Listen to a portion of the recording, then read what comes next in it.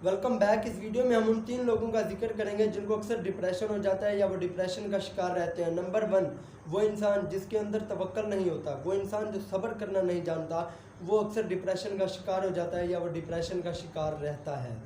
क्योंकि जिस इंसान के अंदर तवक्कल नहीं होता उसको अपनी मेहनत और अपने कामों के नतायज बहुत जल्द चाहिए होते हैं, और अपने नतायज जल्द हासिल करने के नतीजे में वो कुछ ना कुछ ऐसा ज़रूर कर बैठता है जो उसे ज़िंदगी भर डिप्रेस्ड करने के लिए काफ़ी होता है। नंबर 2, वो इंसान डिप्रेशन का बहुत ज़्यादा शिकार होता है जो ओवर एक्सपेक्टेशंस लगा बैठता है और ऐसी एक्सपेक्टेशंस अपने साथ जोड़ लेता है जो रियलिटी से कोई ताल्लुक़ नहीं रखती, और वो एक्सपेक्टेशंस जिनका रियलिटी से कोई ताल्लुक़ नहीं होता, वो एक्सपेक्टेशंस इस दुनिया में कभी भी पूरी नहीं होती।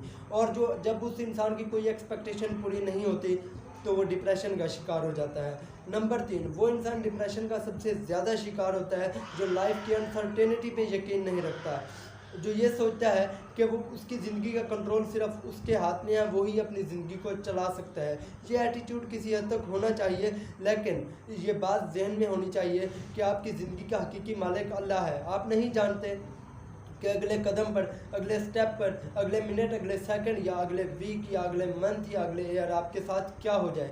हो सकता है कि आपका मकसद आप कंप्लीट ना कर सकें, आपका मकसद किसी वजह से अधूरा रह जाए, या आप अपने किसी मकसद में नाकाम भी हो जाएं, क्योंकि आपकी कामयाबी, नाकामी, इज़्ज़त, ज़िल्लत का मालिक अल्लाह ताला है। जो लोग लाइफ की अनसर्टेनिटी पे यकीन नहीं रखते वो लोग अक्सर डिप्रेशन का शिकार हो जाते हैं, और इसीलिए कायद आज़म रहमतुल्लाह अलैह ने कहा था कि उम्मीद अच्छे हालात की रखो और लेकिन तैयारी बुरे हालात के हिसाब से करो। Thank you so much.